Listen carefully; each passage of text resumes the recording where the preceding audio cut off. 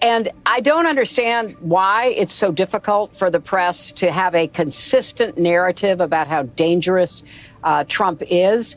The late, great journalist Harry Evans, one time said that, journalists should, really try to achieve objectivity. And by that, he said, I mean, they should cover the object. Well, the object in this case is Donald Trump.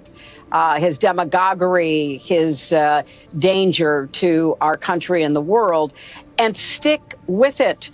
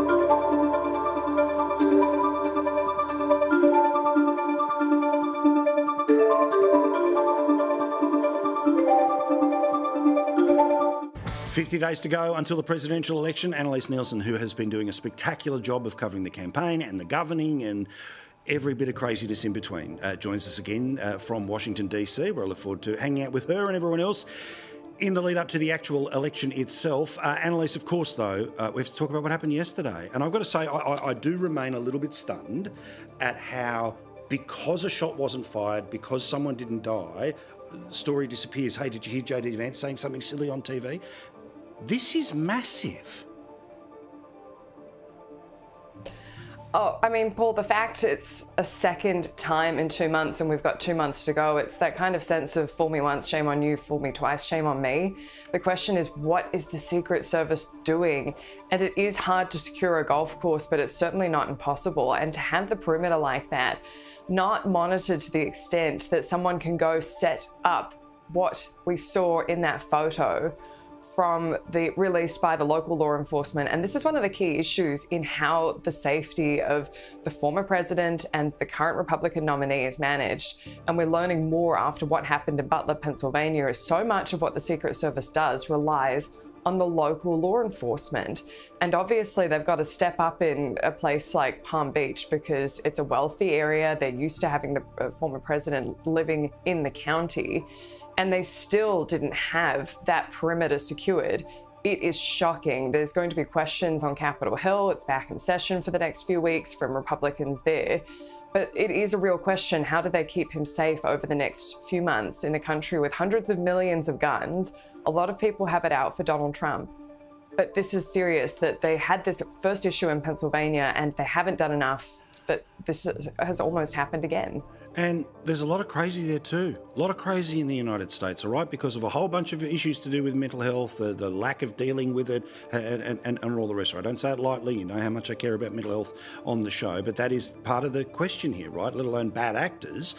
But also, the bloke who represented the police in that area basically admitted if it was Joe Biden that was playing golf, i.e. current president, much more security would be around them, but this is a former president, so you don't get the same stuff. Now, I say this for Harris, not as sitting vice president, but as potential president number one, and Trump, former president, potential president number two. They should be getting the Biden treatment right now.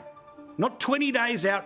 As soon as the conventions happened, they should be getting presidential level, which means when Donald wants to go outside, he's guarded. When she wants to go to the spice shop, she's guarded.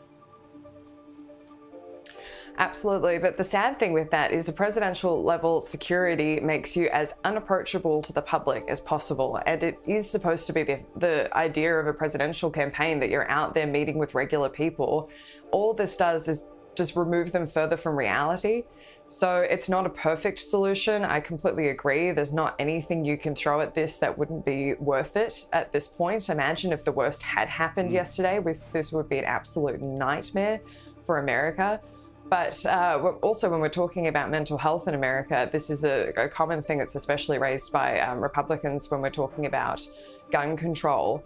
The fact is, too, it's just a massive country. There's over 320 million people here. It only takes one bad actor to get this kind of access to someone as influential and important as Donald Trump at this point in time. There should be, you're absolutely right, just as much security as it possibly takes to keep him safe, because this would be an absolute disaster if anything were to happen to him at this point in time. I opened the show with a sort of passionate thing about why I'm impressed by Trump, right? And this is, I'm not asking you to comment on the yay or nay of it, right? But I love that the moment he was shot, fight, right? The moment that this moment happens, the word is, oh, I didn't get to finish my golf game. In a culture that is the same as ours, of victimhood, where when something terrible happens, I'm going to hide in the corner. When something as significant as this happens, you'd think that they wouldn't leave the house. But nothing changes his step, right?